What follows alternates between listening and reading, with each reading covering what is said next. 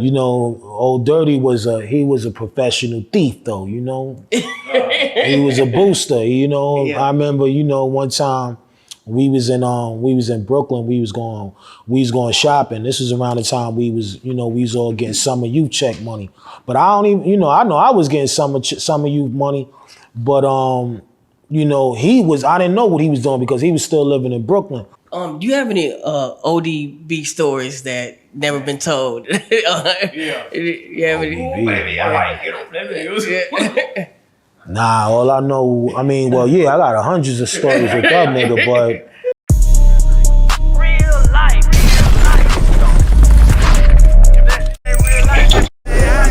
It ain't real life. Just ain't real life street stars. You know what time it is.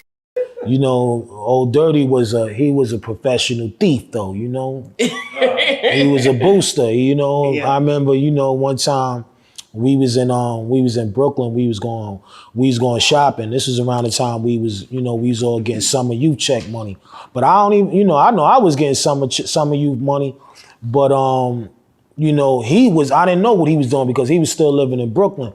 But one time I was hanging out with him and we wound up in this store called A&S, downtown Brooklyn.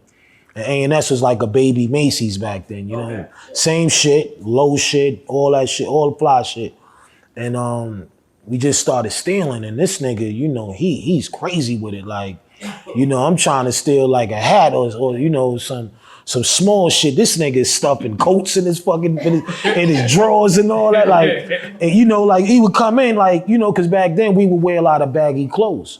You know what I mean? So I remember one time we was in the polo section, and this nigga was just getting busy. I'm like just doing shit that I'm like, you gonna get caught, nigga. You gonna get caught doing it. And he ain't give a fuck. Yo, this nigga took coats. Like, how you stuff a fucking full-length coat in your fucking drawers and keep it pushing? Yo, he was doing shit like that. But Old Dirty, the most beautiful heart person that you could ever meet.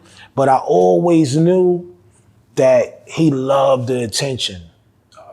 He loved the attention, and he loved to come around and make everybody laugh. He do something stupid. He say something crazy, you know. So that's why even when he, you know, his character was built, and you know, because his name before Old Dirty Bastard was the rap professor, Unique A Song, you know, because he was also intelligent. He was a 5%er.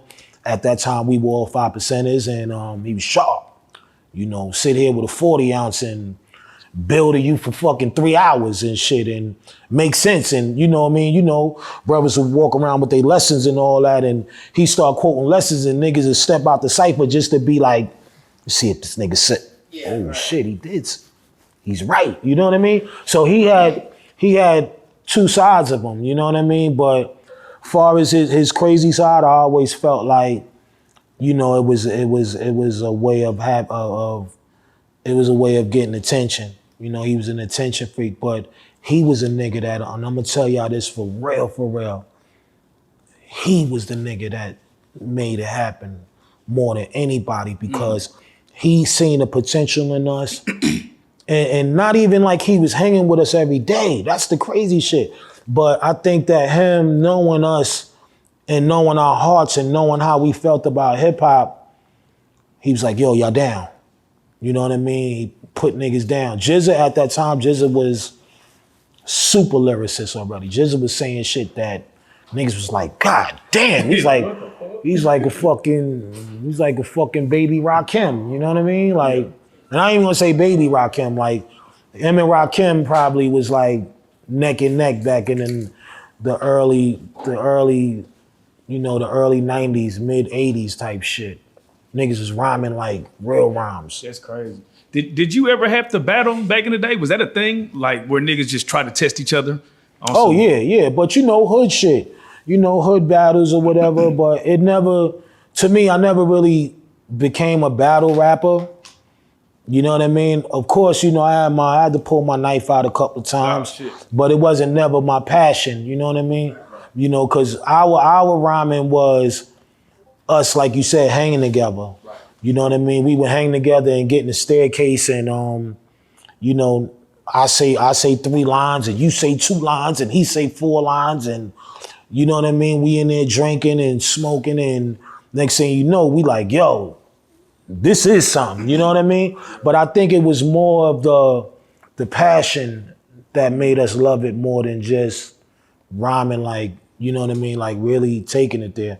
Yeah. You know, Meth was always a guy to me that was seriously passionate about it. You know, he would write rhymes and Meth would tell you, you know, I heard him say in the interview one time, like, yo, Ray taught me, you know what I mean? Like, he's saying I taught him because we was in the 5th grade together. And I was like, damn, I remember me and you was writing rhymes together, but I don't remember schooling you like I was trying to grandmaster the situation, but you know, but he was always nice, but he wanted it more than all of us. Gotcha. You know, at that time, Ghost was in the street wilding, you know what I mean? Deck and U-Guard, them niggas going back and forth to prison, you know, Cap did a lot of time, you know what I mean? It was a bug way how we all came together. Yeah. And I guess for me looking at the Hulu shit, that's probably why I was 50-50 with it. Right, because it's like it's because I know if I would have directed it, I want all those details for my people to know. Like how serious it was. So, you know, me and RZA, you know, we would go at it because I'm like, yo, bro, you know what I mean? And, you know, our story is a little bit more deeper than that, than what y'all seen.